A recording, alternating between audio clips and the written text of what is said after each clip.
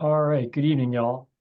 My name is Chris Fusco. I am the executive editor of the Press Democrat. I'd like to welcome you all here tonight to yet another virtual event. Before we begin, I'd just like to say a quick thank you to all of you for being here, but also to our partners at NorCal Public Media. John's going to introduce Jordan here in a minute, along with our folks. Um, you know, our goal here is to help communities work, learn, and thrive. The fact that so many of you are joining us tonight, we really appreciate that. One note, programming note on my end, we know that the Santa Rosa City Schools issued a Parent Square message earlier this week saying that tonight's event was not an official district thing. We wholeheartedly agree with that. This is not a school district event. This continues a tradition that we're trying to start here of basically trying to make our journalists available to all of you. We did a big panel on Sonoma State University campus closures in which we included our journalists and some representatives from various constituencies at Sonoma State, from administration to union to student athletes and regular students. In this case, we were getting such a volume of questions about what was transpiring with school closures that we decided to simply open up our journalists to you all so you can ask us your questions. Again, we are not the school district. We encourage you to fact check us coming out of this. But we want to just make very, very clear that these are our experts and we are trying to connect their expertise with all of you.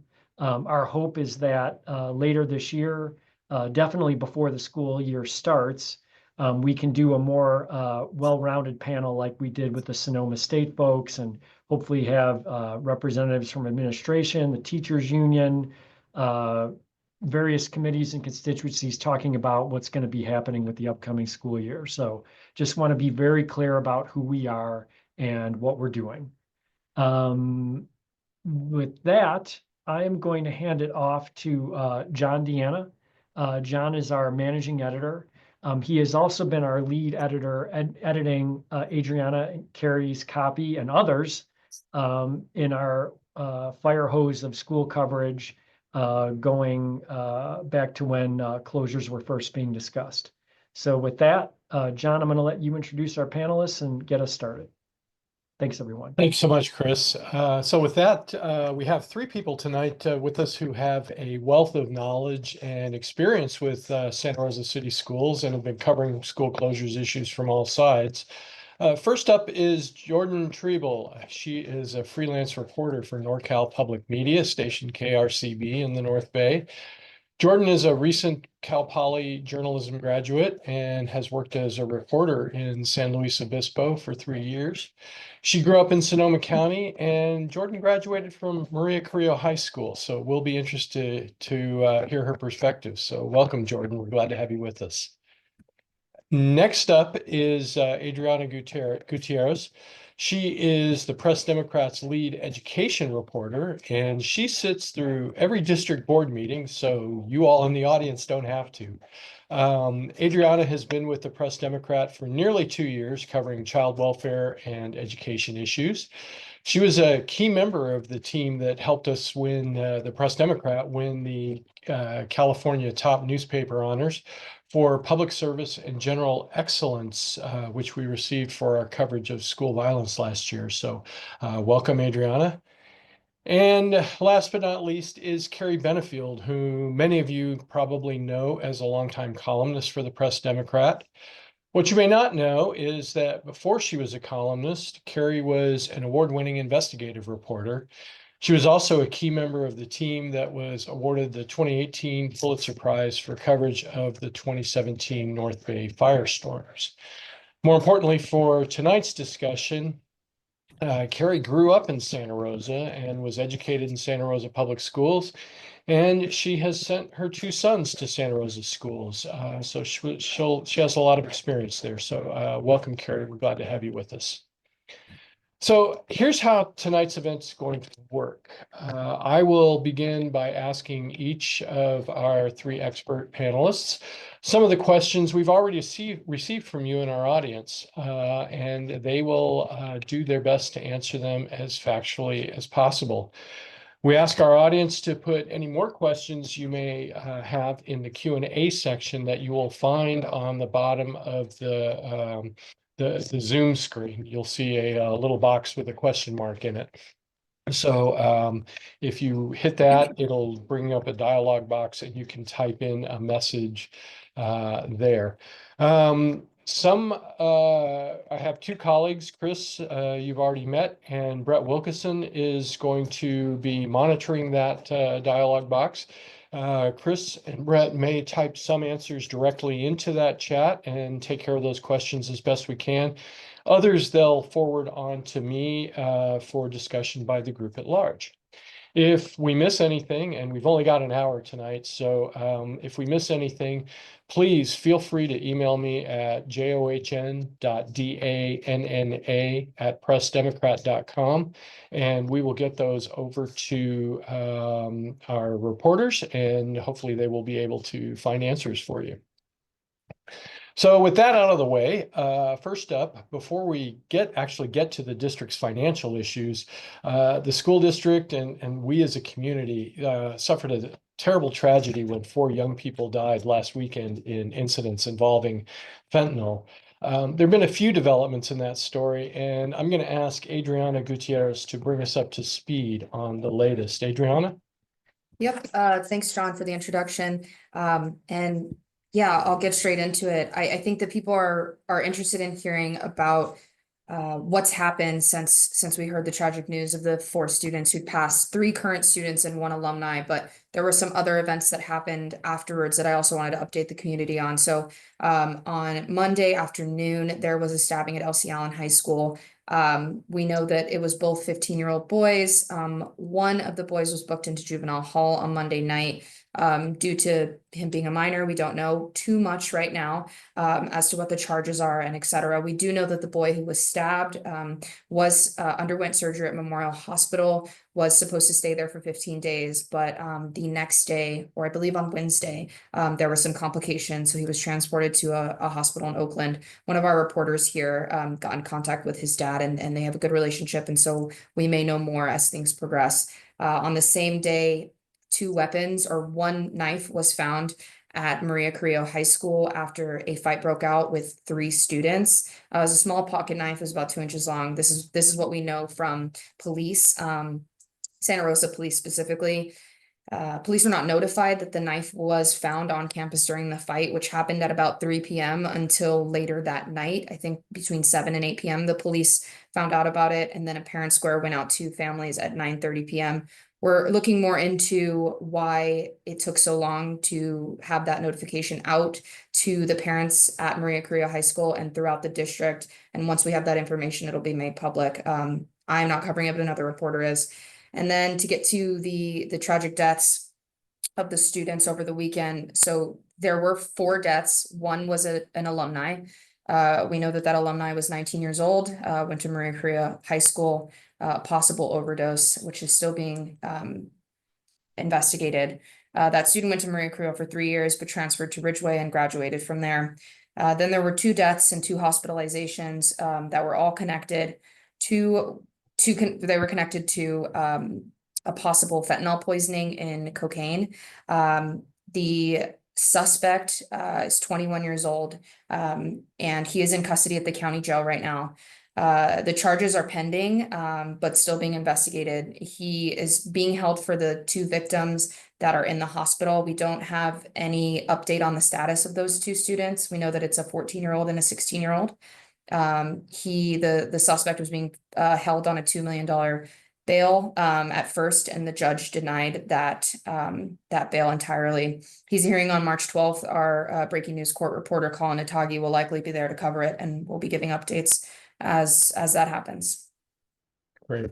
Thank you, Adriana. These are heartbreaking stories, and we send our deepest condolences to the families and friends of those four young people, and our support to the educators who are trying to keep things going in the classrooms amid all this kind of stuff. From a news standpoint, it's kind of like been drinking from a fire hose the last few weeks, particularly where schools are concerned.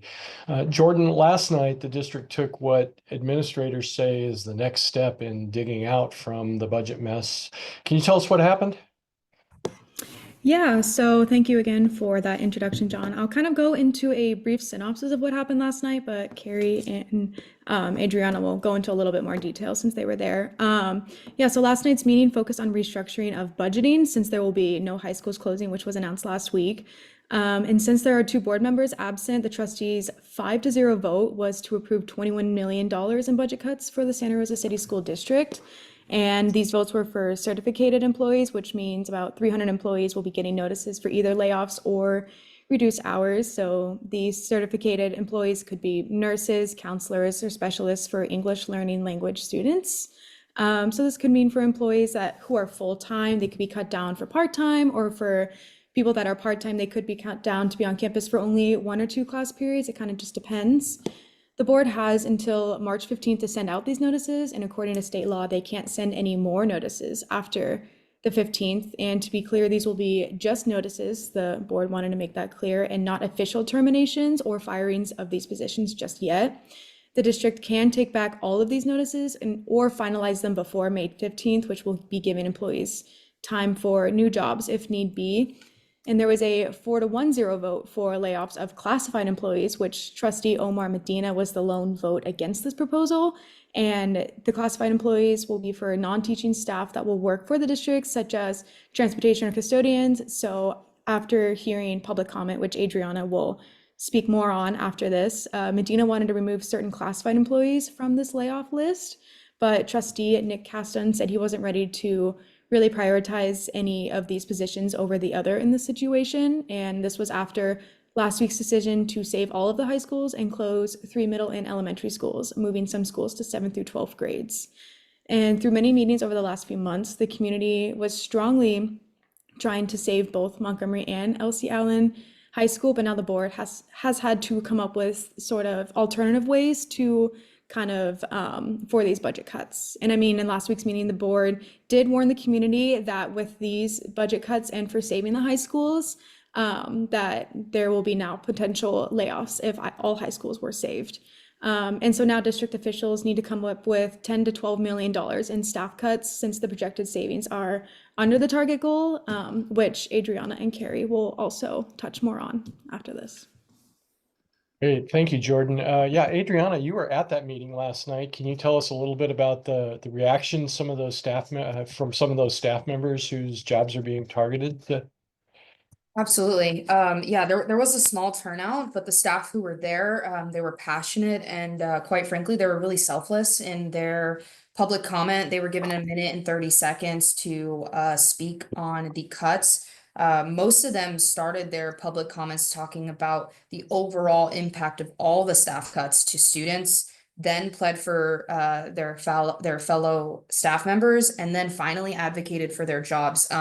The support staff was a particular sticking point because about 20 family engagement facilitators who help usually English language learning families connect with the district were being cut, as well as restorative specialists who helped kids who may have behavior issues or may engage in some sort of fighting on campus and help them learn conflict resolution. Those positions, including counselors and other support staff on site, were referred to as a village, which I thought was a good way to put it. And so a lot of people were just talking about how critical these staff are to have as a whole all together, working together, so that students feel safe, so that students are healthy, students are ready to go to school and learn. At the end of the night, there were some staff who walked out of the meeting after the vote and were crying because they were just, of course, upset at the sheer number of votes. And then there were also staff who kind of knew that it was coming and were resolved before they walked into the meeting. Because like Jordan explained, the district does have to over anticipate staff cuts. and then draw them back because they can't do it the other way around. So I think people are remaining hopeful, but also remaining realistic as far as staff goes. Okay, thank you, Adriana. While I have you here, these layoffs are part of a broad cost-cutting effort in the district that comes after years and years of financial crisis and declining enrollment and all sorts of factors. Another step the district has taken, which Jordan mentioned earlier, is they've voted to close 3 elementary schools and 3 junior high schools and funnel all of those junior high kids onto high school campuses in what they're calling the grades 7 through 12 model. Adriana, do we know exactly how that's going to work? We don't know exactly how it's going to work, but we do know some specifics that we've pieced together from board meetings where district administrators have shared information about how specific pieces of the puzzle are going to work. We are trying to work on a story that will give the community a really informed idea of what is going on. We have reached a little bit of a roadblock with the district office not being quite ready to share, they say, but we are working with trustees who have been very open in sharing what the progress is so far, and that information will all be compiled and put out into a story this weekend that community members can read and get an idea of what trustees are talking about and thinking about for this plan. What we do know is that it will start, the 7 through 12 model will start at Santa Rosa High School and Montgomery High School. That requires the closure of Herbert Slater and Santa Rosa Middle School. Santa Rosa Middle will go to Santa Rosa High and Herbert Slater will go to Montgomery.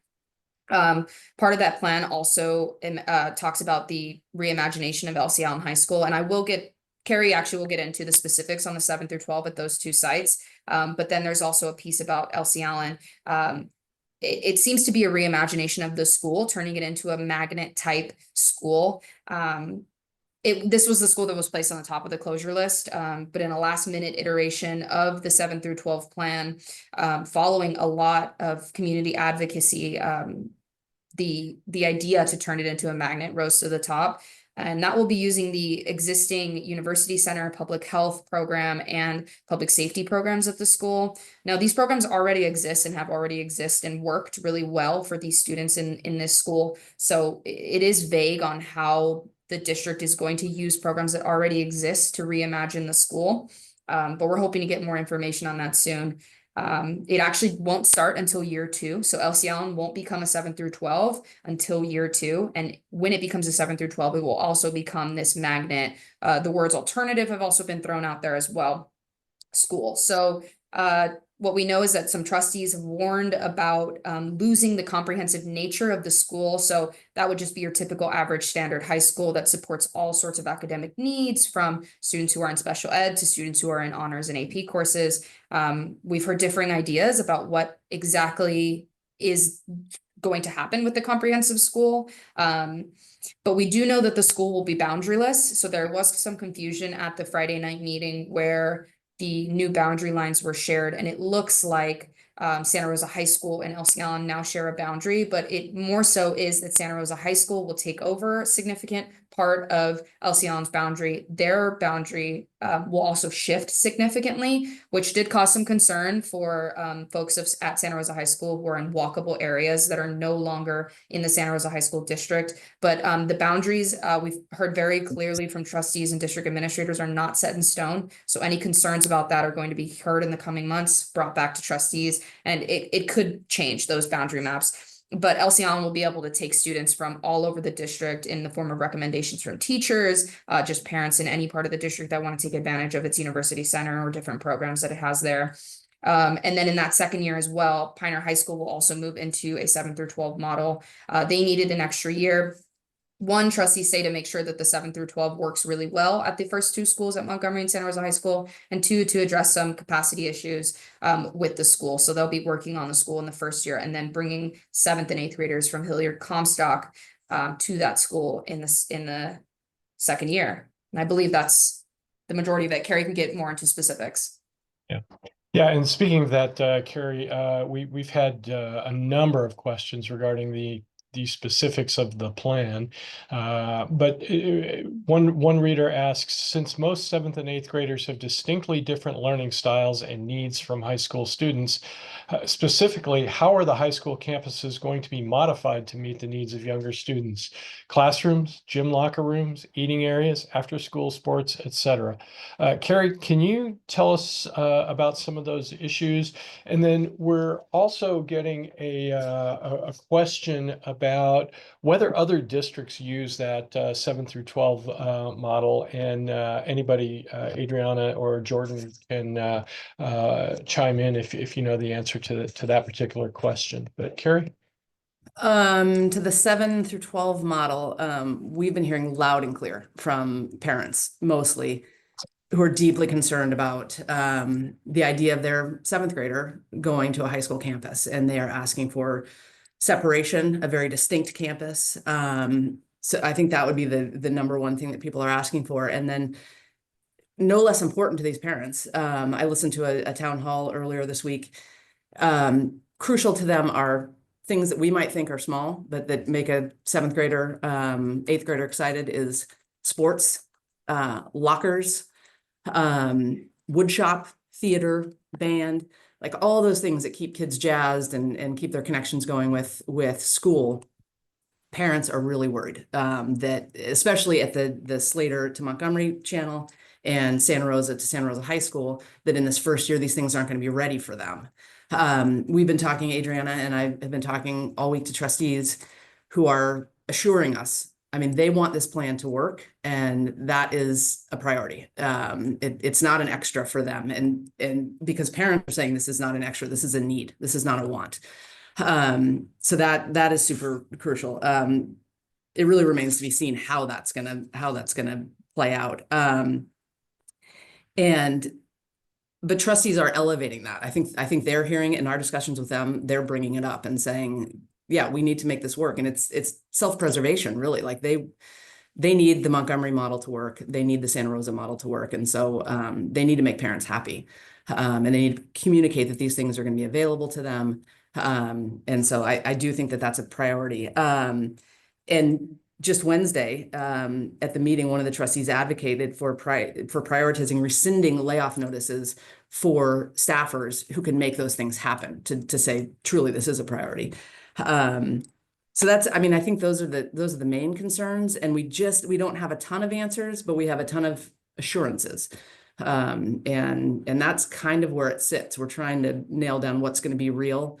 But I definitely know, in talking with parents and listening to parents, and that those things that make that middle school experience the bridge to high school, those need to be there. The kids can't just be set down there and go to math class, go to history, and leave. They need to have track, they need to have band, and they need to have wood shop, that type of thing. So that's what we're hearing, and I think trustees are hearing it too.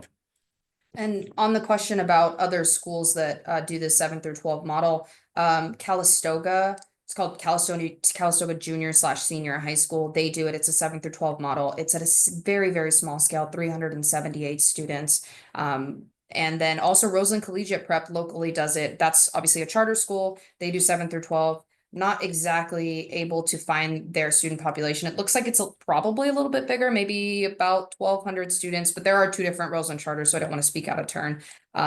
So I'm not exactly sure which one I'm looking at, but they're smaller. The ones that we're talking about here in Santa Rosa City Schools are going to be about 1,500 to 2,000 kids. Okay, and so there are other models that where this has been tried, so we're not being pioneers here. Okay, great. So we're getting a lot of good questions in the Q&A portion, and we'll try and get to as many of those as we can. And I'd just like to remind people, there is a Q&A button at the bottom of your screen, and you can put a question in there. One question that we've received involves the fact that Rincon Valley Middle School and Carrillo High School are virtually unaffected by these changes so far. Jordan, what can you tell us about that? Yeah, I mean, first, primarily, I wanted to mention that there is still a possibility that Rankin Valley Middle School will close in year 5 of this projected plan with these school closures, but it is kind of subject to change because of enrollment rates. We don't know what's going to happen and how this budget plan will come into play later on. It is proactive of the board to warn the community that this might happen, but it still adds to like this uncertainty since there is no absolute and it's subject to how these budget cuts will kind of play out within the next 5 years. I mean, a lot could happen within the next 5 years. We don't necessarily know just yet. But I think something that I have seen throughout this story is there are many changes happening within the district. And even though it's not directly affecting students from Rankin Valley Middle School or Maria Carrillo, but it's still relevant to these students. I did a two-way interview with Adriana actually a couple weeks ago that aired on KRCB that touched on this subject, where at a January 16th school board meeting at Carrillo, there were Carrillo students that wrote an option 6 scenario to speak out on these closures and how to propose other ways to kind of save money to save all of the high schools. And this was, of course, before we had like that final announcement on what was going to happen with the high schools during this plan. So a group of 5 or 6 students wrote their proposal on a big sheet of paper on poster and asked the district to kind of look inward and to, quote, stop overspending and cut administrative costs. This group was called the Creo Collective, where students had kind of come together and had their voices heard and kind of talk about and kind of start that dialogue of what was really happening within the district.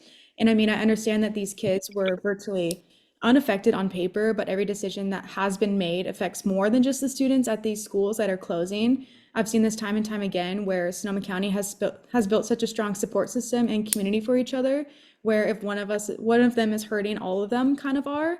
I mean, we've seen a lot with these board meetings how high strung and how high emotion that they are, because this is a very strong, tight-knit community, and we've been raised to kind of have empathy and compassion for each other, which is exactly what I saw with the Creo Collective group. I've spoken to parents at meetings and heard people during public comments saying to save all high schools, not just Elsie Allen or Montgomery High School, because they didn't want these schools to be pinned against each other.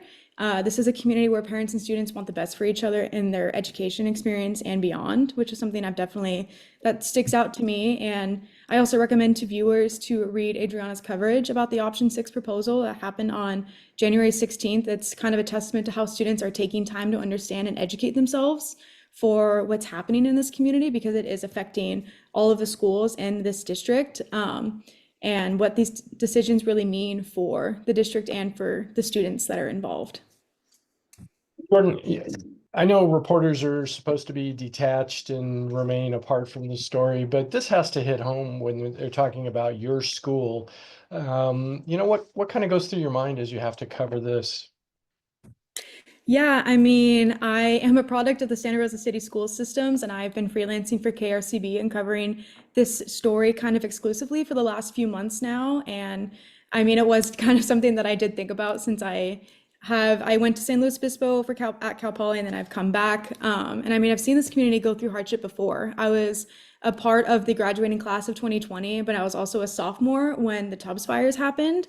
And this community is what I believe has kind of kept myself and my peers going through so much grief and heartbreak that's happened over the years. And there's a love that exists here that I've never really seen before. And I have so many core memories of coming back to school after 3 weeks because of the Tubbs fires and having teachers holding up like these welcome back signs and cheering for us for, it was even 8 in the morning, but seeing kind of how education is so sacred for this in the community, which is why this story is truly hitting home so much, because I know how much this is affecting students both inside and outside of the classrooms. And I remember a year later, students at Maria Carrillo were organizing fundraisers for families up in Paradise when the Paradise fires happened in 2018, and kind of starting those dialogues and those conversations about ways to help in the community, because it's just second nature for people in this community to build each other up. So going back to what I was saying, seeing the group of Maria Carrillo students, the Carrillo Collective, writing up that 6 scenario last month is just another example of what it means to be a student in this district, and kind of understanding that just because something isn't directly affecting your school, there's sort of like this culture of still supporting each other and building each other up. Our teachers and peers have made such a point to emphasize the importance of community and educating ourselves and for supporting each other. And these are lessons that I have taken with me at Cal Poly and for my life beyond. And I come from a multi-generational Santa Rosa family where my parents and grandparents have been involved in the education system here. So working on this story is honestly just another example of how unique this community really is.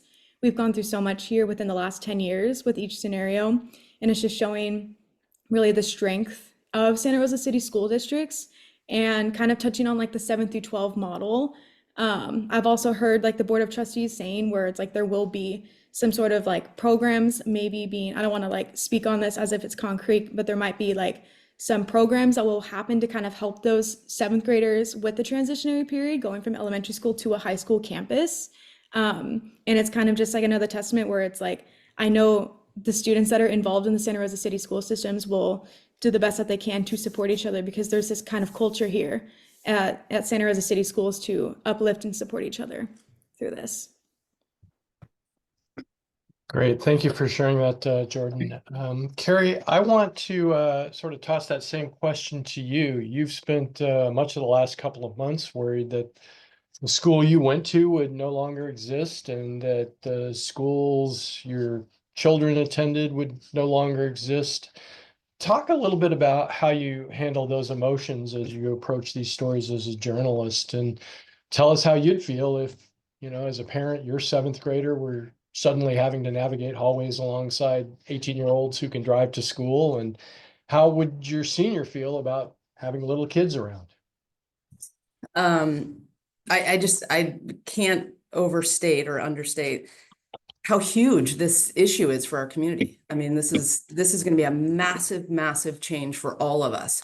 And this is a small town. And so when people were showing up and advocating for their schools, I mean, I would see people that I knew at every single community. I have friends who teach at every high school. I have one son who went to Santa Rosa and one son who went to Montgomery. I know that's a frowned upon in some households, but we did that in ours.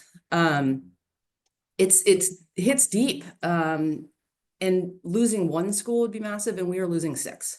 We are closing 6 schools where kids are going to go somewhere different. They're not going to have the same teachers. They're not going to greet the same office staff when they go in.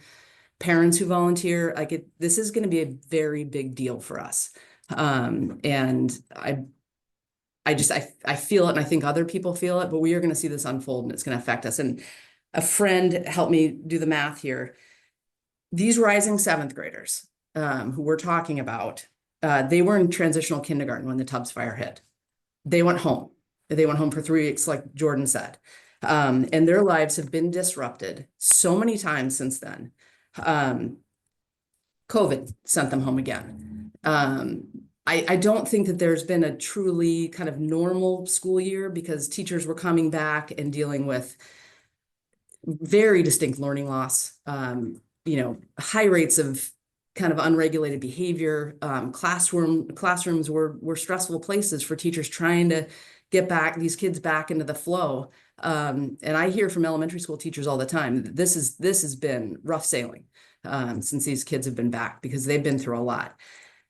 So this is the same group that we're kind of sending into a new experiment. And so I kind of feel for the parents that they are probably deeply worried.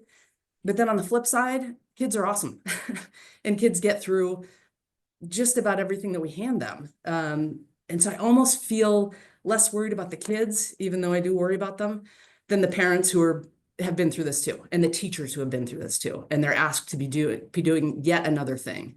I really feel for the teachers who we've asked schools to do a heck of a lot in the last 8 years in this community and communities abroad, or not abroad, but in our entire community. We have really asked schools to do a lot of heavy lifting.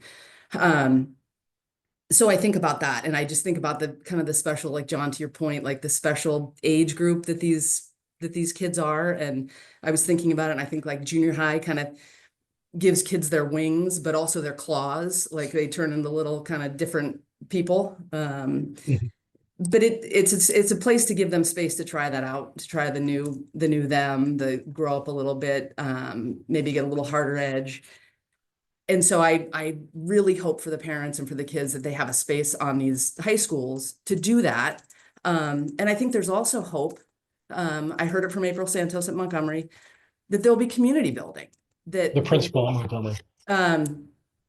yeah, that they will be distinct and separate, but yet there will be chances for clubs or best buddy programs to go from the high school down to the middle school.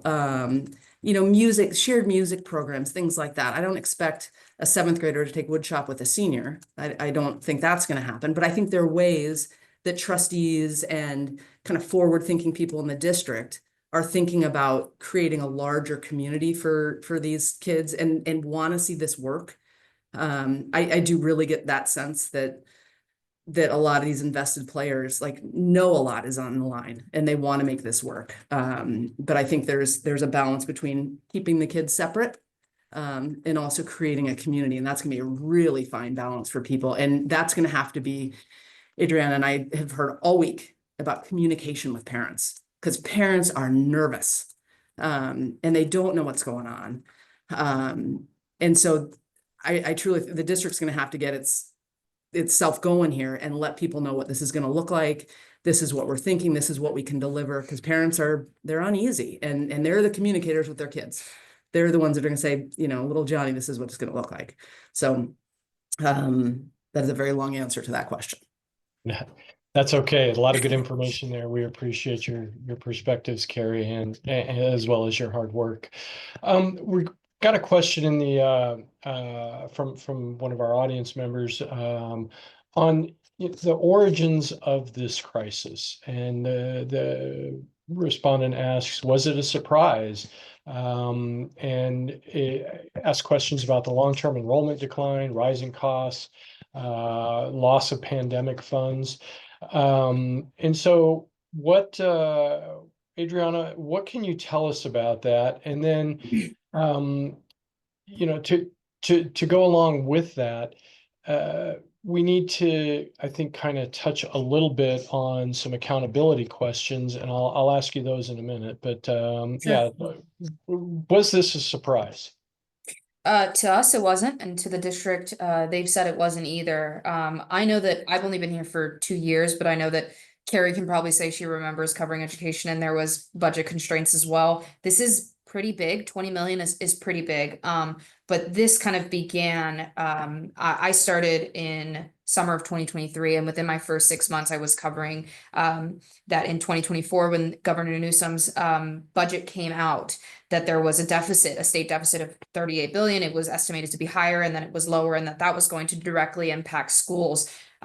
There's also something called the COLA. It's called that colloquially, but it's the cost of living adjustment, which is essentially additional money given to a district to help them battle inflation.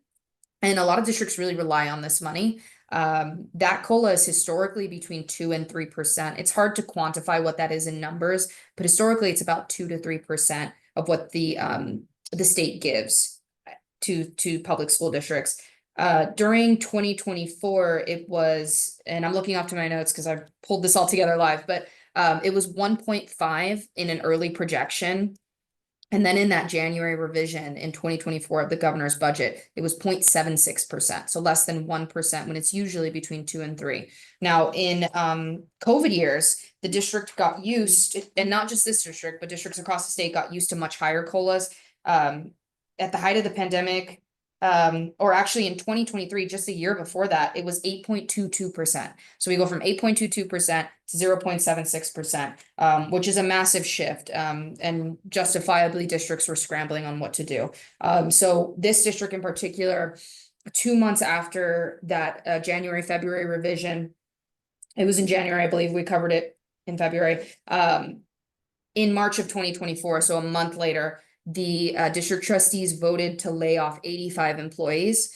I believe, and I couldn't find these numbers, but I believe based on my conversations with Santa Rosa Teachers Association president, that it was rescinded to all but about 20. I feel like the number is 17, but I'm going to say about 20. So a lot of those were rescinded and taken back. I was talking to the Santa Rosa Teachers Association president. She said, when you have layoffs, what some staff will do, and I see a question in the chat about what the 350 teachers, how they will be impacted by these notices. Some staff, they do get anxious and they worry that they won't have their notices rescinded. And so they leave. And so there were some losses to staff that were not just the people that were laid off. And then also another big factor of how schools have money is enrollment. So something called ADA, or average daily attendance. Per student, every student is given a dollar figure. And so if a district has more students, they have more money and they can spread the wealth to programs, to staffing, to all sorts of things. It's called a general fund, where that could go to whatever the district so wishes. In 2017, the enrollment in Santa Rosa City Schools was about 16,000. I think my notes say 16200, about there. Last year it was 450 students less than that. So just 5 years later, the district is projecting another loss of about 300 students. In 2029, they're projecting that the enrollment will be 12,000. So in 10 years, it's gone from 16,000 to 12,000.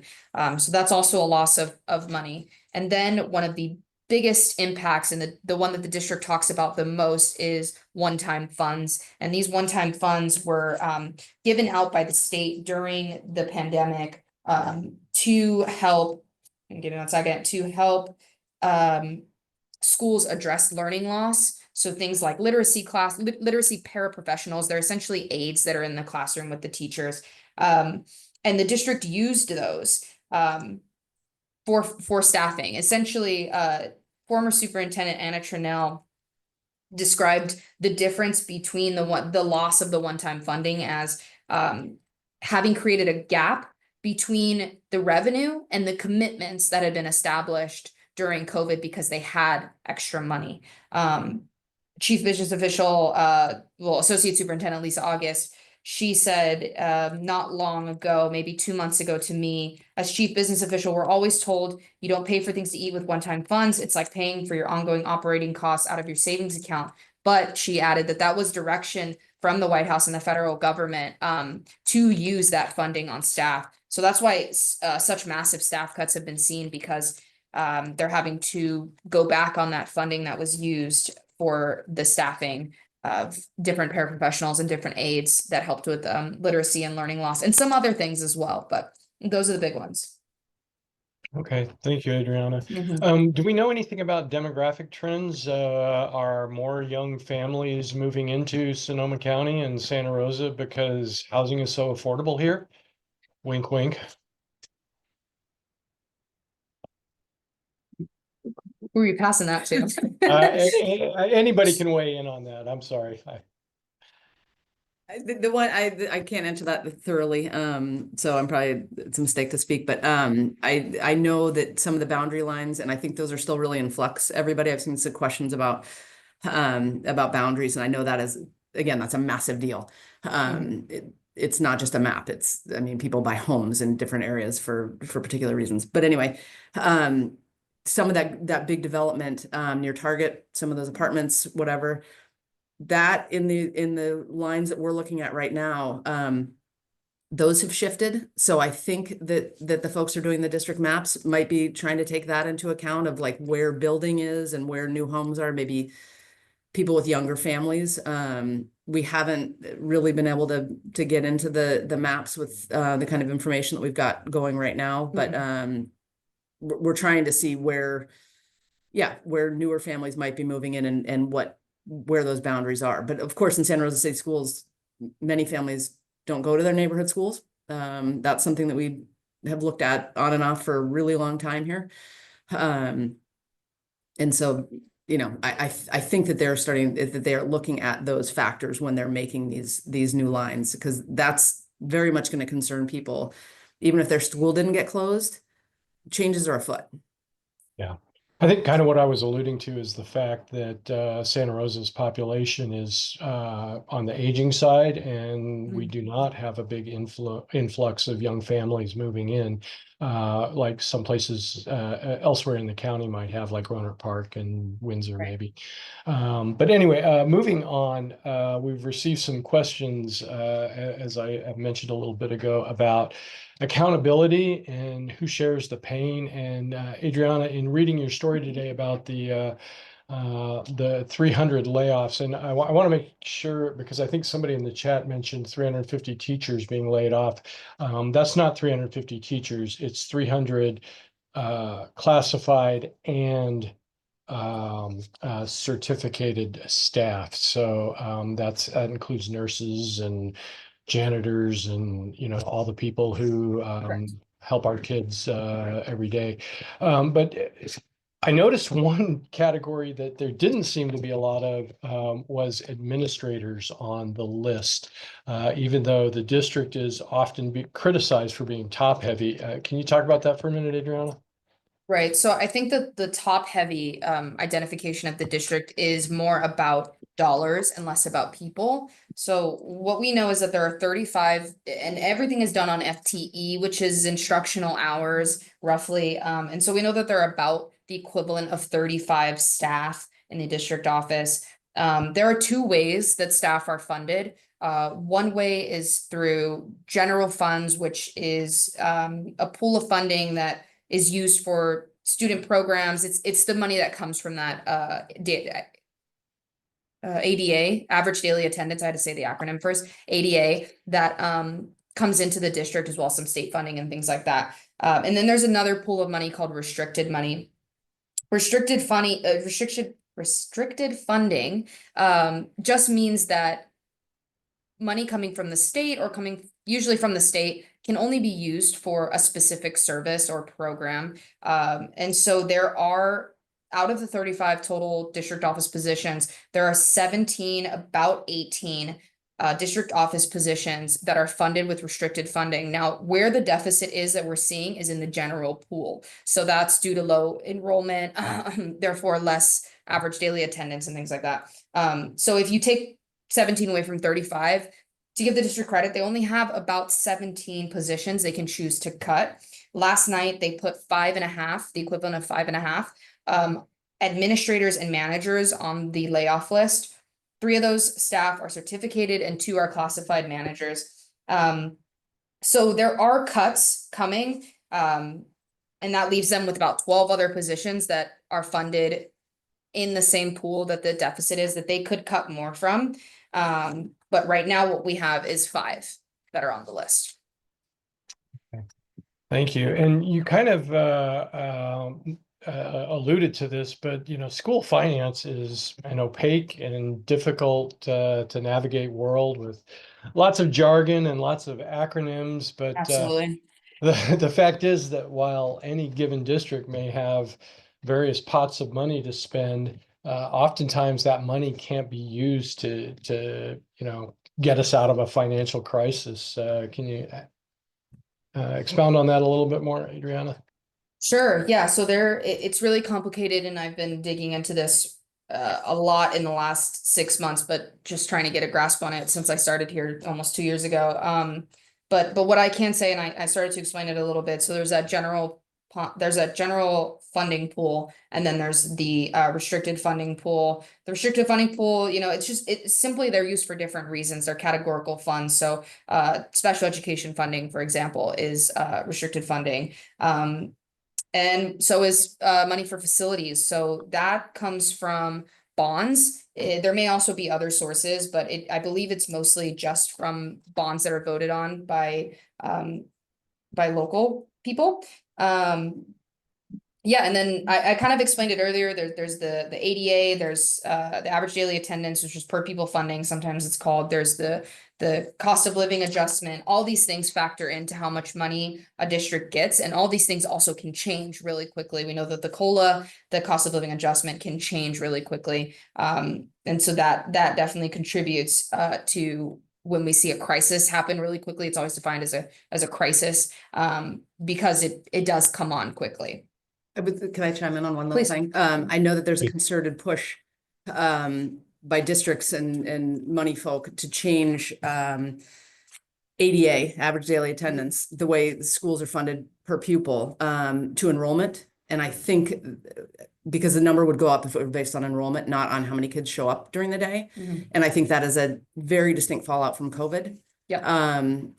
You know, kids are not going to school at the same rate that they are. And if they did go to school, they talked about it at one of the meetings. I mean, it's millions of dollars. If you can raise your enrollment or your attendance, sorry, by, you know, 1%, 2%, it's millions of dollars. And Yep. so I know that in day-to-day life, we get messages all the time of every minute counts and trying to get parents to send their kids to school. It is millions of dollars. So on a higher level, there's a push to change that funding formula so that, if Johnny doesn't want to go to school when he's a senior and he's blowing it off, like that school still gets the money because he's enrolled.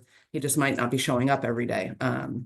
So whether that is the greatest part of the educational experience is another question, but they're trying to push for the funding to be more regular, because it can be really topsy-turvy, and it's a huge fallout from COVID.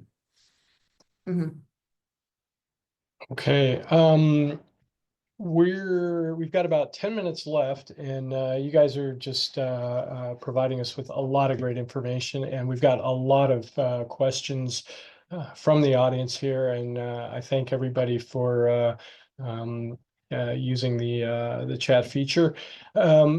But we've gotten a few on special education cuts. What are you guys hearing? Adrian, I see you're nodding your head, or Adriana, you're nodding your head. Well, what are you hearing from parents about it with questions and concerns? And it seems like a lot of the support staff that are on the layoff list deal with special education students.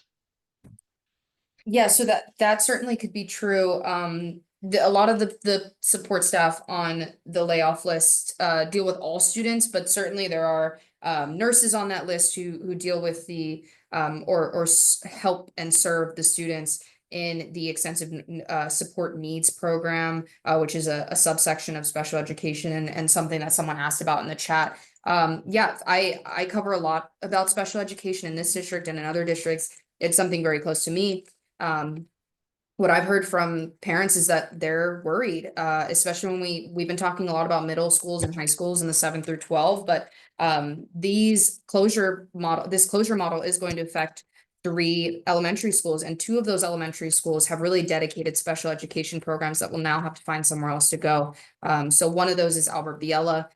It's a great school. It's got a significant amount of special education students there. I believe they have, I don't want to say actually how many classes they have in case I'm wrong, but they have a good amount of special education classrooms there. They have a lot of transfers of kids who want to access their very dedicated services there.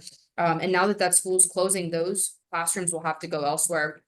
There's a conversation that is being brought up by John Fisher, the director of special services within the district, about how to effectively move those classrooms. And I will be meeting with him next week and getting it really in detail and getting a story out to the public shortly after, as quickly as possible, because people justifiably want to know what's going on. But what I do know and what he has shared in board meetings is that having classes, like a large group of classes for special education students at one site, while impactful for having a community on site. And that's something that Albert Biella certainly had. We wrote about their inclusion efforts on making sure the students are included in general education and really part of the Biella community, which they've done so well. But part of that is that students at other neighborhood schools have to transfer into that school to access those programs. And so I think the district now, based on what we've spoken about and what they've spoken about in board meetings, is taking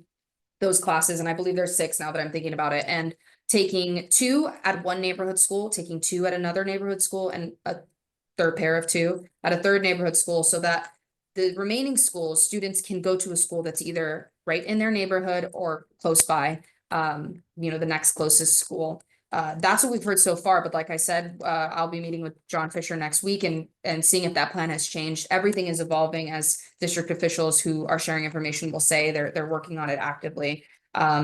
As far as anyone here that might be with the Brook Hill community, they have the RISE program there. It serves students with autism who get academic resources and social emotional support.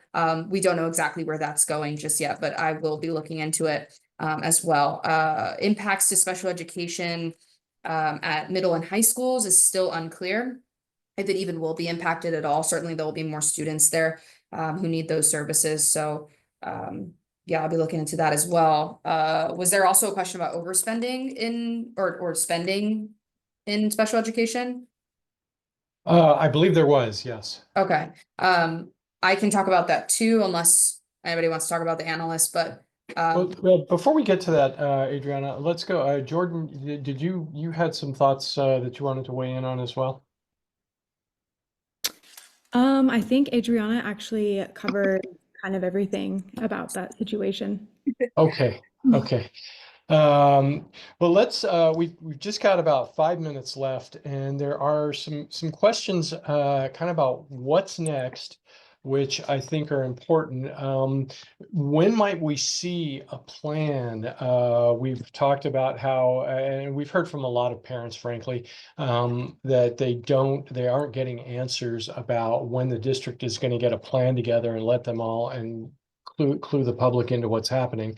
And then we're also getting a couple of questions about what what is the district doing to make sure we don't wind up in this same kind of mess next year or the year after or whenever. Anybody want to take? I'll just throw that open to the group for anybody who wants to weigh in. Okay. Yeah, so we don't know. We don't know when a plan is going to come out. We have tried to talk to district officials and have been turned away for the moment. They're not ready to discuss the plan just yet. It's still in the works, understandably. So, but given that roadblock, we really don't know any sort of estimate on when things are happening. Through our conversation with trustees this week, we have identified some sort of timeline for certain things. And we're working to really narrow that down, and that'll be included in our Sunday story. But yeah, bottom line is there are a lot of questions still about this plan and about how it'll work. What we do know is when the schools are closing, and that's about it. No, and I've seen multiple questions in the chat about this to piggyback on Adriana's answer there is I do think a plan is in the works. We are not privy to it, which is a little bit unfortunate, but in a way understandable. But parents are making plans. And we hear that too, that without concrete information, they are uncomfortable sending their child to an unknown, and something that they didn't experience. Like, no, we talked to the trustees, we're talking, people are a little nervous about change, which is totally understandable. And so I think the push really is to get communication out there and get communication to the 8 feeder districts, because that's a whole different level of the, Santa Rosa City Schools is 2 separate districts. And we have 8 elementary districts that feed into our high school district. And so those parents who maybe are not going to Santa Rosa City School Board meetings, hopefully they're reading the newspaper, but maybe they're not. But if they're not, they are not up to speed on what is happening before them, and this is coming. And so I think there's a real push from trustees to the district to not only solidify a plan, but get the messaging out. People need to know before they homeschool, before they send their kids elsewhere. Because anecdotally, we hear that from people. Like, I am not going to have my child be a guinea pig in year 1, and maybe I'll come back. But that's another thing about middle school is that's your funnel to high school, and that's where you're making the community and the connections with your friends. You're not likely, once you get on that path, you're not likely to move. So I think the district realizes they need to capture these parents now. Well, and we also run the risk if parents are pulling their kids out of Santa Rosa City Schools because of the uncertain future, that just contributes to the sort of the funding death spiral, doesn't it? 100%. And I think that they've discussed that if they don't do this right, and they lose just enough families, none of these cuts will matter. All of this pain and these closures will not matter if they lose too many families. Okay.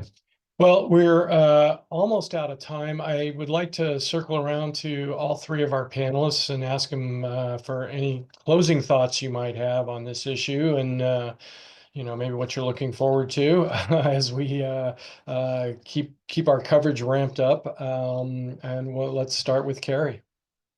I appreciate this forum so much.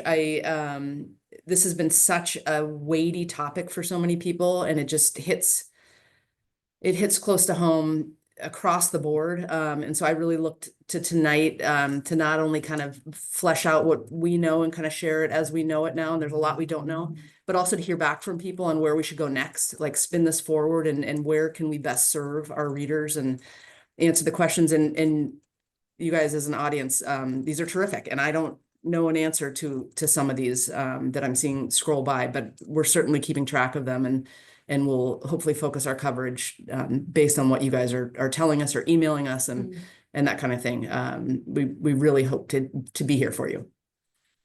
Great. And to your point, Kerry, we are capturing all of your questions and they will go on that big storyboard that I mentioned that we have in the newsroom, or one of us will do our best to answer you either via email or some other method. So thank you again to our audience. Adriana, closing thoughts? I hate to say looking forward to, because this is a decision that's going to impact so many students, but I'm going to continue covering this with as much tenacity as I have pre-decision. And really my goal is just to get as much information for families and get it out to families as soon as possible. So if everyone's wondering, oh, we asked this question, when is it coming out in the paper? We are actively working on it. I've got like 5 different stories in the works right now. So just keep reading and we'll keep informing as we can. Great. And Jordan, we're going to give you the last word. I'm so honored to have the last word here. I just wanted to say thank you to the Press Democrat for having KRCB also here, joining with this conversation and kind of opening up that dialogue with us as well. I have just joined this story and kind of tackling it for the last couple of months, and it's been so great working with the Press Democrat and kind of like making sure that our coverage is kind of aligning together and we are getting out that information as accurately as possible. Being here, I've honestly thought more about what I need to now be looking into more with my coverage, and a lot of it is me doing script writing and having it be on air. And kind of just understanding more of like the fine-tuned details of what's happening with the story, and kind of like what Adriana is saying, like, I hate to say that I'm like looking forward to this, but it's been such a great opportunity to kind of be invested in this story and to speak with the community, because we do hear you loud and clear. This is a huge story that is affecting so many members of this community, and we are just gonna keep pushing through it and working hard to get out and answer as many questions as possible. So that being said, thank you for having me. Well, thank you, Jordan. And it looks like we've gone just a little bit over our hour. But I'd like to thank all 3 of these terrific journalists for joining us tonight. And to our audience, I would like to thank you all out there for making the Press Democrat and NorCal Public Media your trusted source of local news. We're going to keep covering, as Adriana and Jordan said, we're going to keep covering these issues as they develop, and to get answers for the people who need them most. So please go to pressdemocrat.com and to norcalpublicmedia.org so you can see the latest on these school finance situations as they develop, and maybe also get the news about other important issues in the North Bay. We cover a lot more than just what's going on in our schools. So with that, I thank you all again, and be well and good night.